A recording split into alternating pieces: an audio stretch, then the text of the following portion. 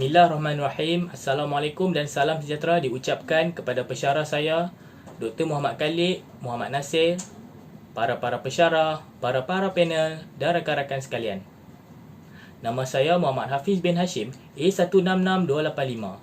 Saya akan membentangkan kajian saya yang bertajuk Hubungan Tahap Pengurusan Masa, Jantina dan Pencapaian Akademik dalam kalangan mahasiswa di Universiti Kebangsaan Malaysia. Pengurusan masa merupakan salah satu cara untuk menguruskan masa secara berkesan bagi melakukan aktiviti harian. Yang kedua adalah pencapaian akademik. Pencapaian akademik atau prestasi akademik dapat definisikan sebagai hasil pendidikan atau sejauh mana seseorang pelajar, pengajar atau institusi yang telah mencapai matlamat pendidikan yang telah ditetapkan.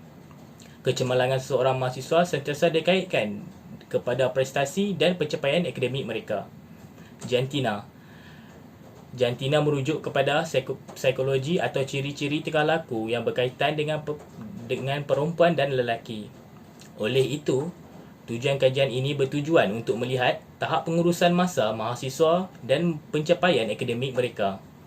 Penyataan masalah. Pengurusan masa yang baik adalah sangat penting kepada mahasiswa bagi mengelak mereka daripada mengalami masalah sepanjang pengajian sehingga menyebabkan kemerosotan pencapaian akademik.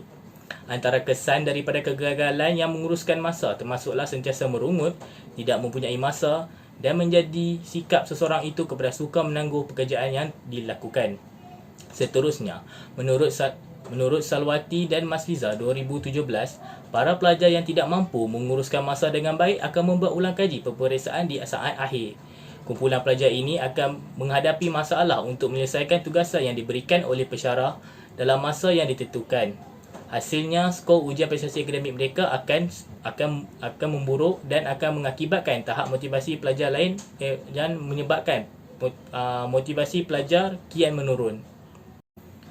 Objektif kajian saya terbagi kepada 3, iaitu yang pertama adalah mengenal pasti kemahiran pengurusan masa dari segi motivasikan diri, kemahiran merancang, kemahiran membuat dalam pengurusan masa mahasiswa di Universiti Kebangsaan Malaysia. Yang kedua adalah mengenal pasti tahap kemahiran pengurusan masa dengan pencapaian akademik mahasiswa di Universiti Kebangsaan Malaysia. Yang ketiga, mengenal pasti perbezaan kemahiran pengurusan masa dengan jantina mahasiswa di Universiti Kebangsaan Malaysia. Metodologi kajian. Yang pertama adalah reka bentuk kajian yang telah digunakan dengan menggunakan pendekatan kuantitatif. Selain itu, seramai 85 orang responden yang mengambil bahagian yang terdiri daripada prasiswazah di Fakulti Pendidikan UKM, iaitu yang terdiri daripada pengurusan pendidikan khas, sukan rekreasi dan TESOL. Semua pelajar tersebut terdiri daripada pelajar tahun 1 hinggalah tahun 4. Seterusnya, penganalisan data melibatkan statistik dan deskriptif dengan menggunakan SPSS versi 26. Dan akhir sekali adalah instrumen kajian. Instrumen kajian adalah dengan menggunakan soal sidik dan terbahagi kepada 2 jenis, iaitu bahagian A dan bahagian B. Bahagian A merupakan demografi dan manakala bahagian B merupakan soalan kemahiran pengurusan masa dalam aspek kemahiran merancang, kemahiran membuat dan motivasikan diri. Berikut merupakan dapatan hasil kajian.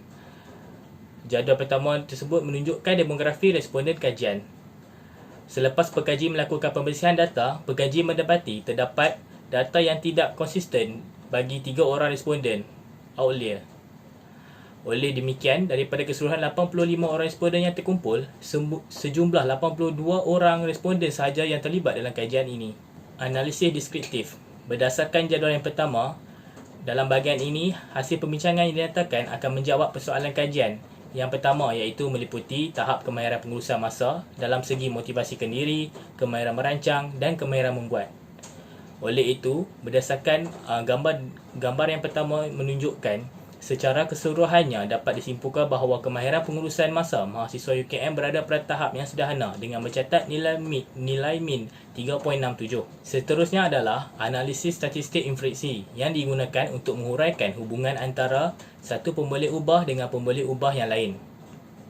Berdasarkan analisis dengan menggunakan ujian korelasi Spearman Rule, dapat dilihat tidak terdapat hubungan yang signifikan antara pemboleh ubah kemahiran pengurusan masa. iaitu dari segi kemahiran merancang, kemahiran membuat dan motivasi kendiri dengan pencapaian akademik PNGK mahasiswa. Seterusnya adalah ujian T-test atau dikenali sebagai ujian T.